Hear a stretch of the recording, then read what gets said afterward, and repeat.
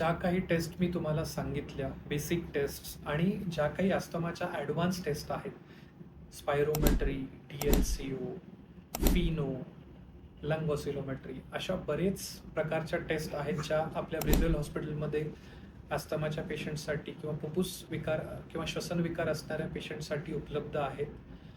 तसंच अस्थमाचे बेसिकपासून advanced treatment ही सर्व प्रकारच्या ट्रीटमेंट आपल्या ब्रिज्वेल हॉस्पिटलमध्ये उपलब्ध आहेत.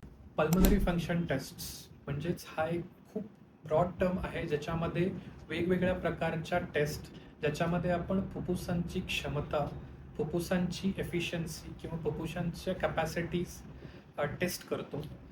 त्यातला एक आहे स्पायरोमेट्री, सगळ्यात बेसिक टेस्ट. PFT म्हणून जे म्हणतात ते बेसिकली सगळीकडे असतं, ती स्पायरोमेट्री असते जी अस्थमा किंवा काळा दमा, COPD यामध्ये डिफरन्शिएट करण्यासाठी असते, किंवा ILD, इंटरस्टिशियल लंग डिसीज, म्हणजेच फुफ्फुसाचं आकुंचन होतं किंवा फुफ्फुस जे आपले फुग्यासारखे आहेत ते खूप घट्ट होतात, असा एक प्रकारचा आजार असतो. असे काही आजार डायग्नोज करण्यासाठी बेसिक टेस्ट आहे.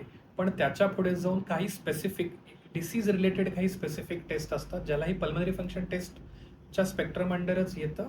जसं की फिनो नावाची एक टेस्ट असते जी अस्थमा पेशंट्समध्ये गरजेची असते, किंवा लंग ऑसिलोमेट्री.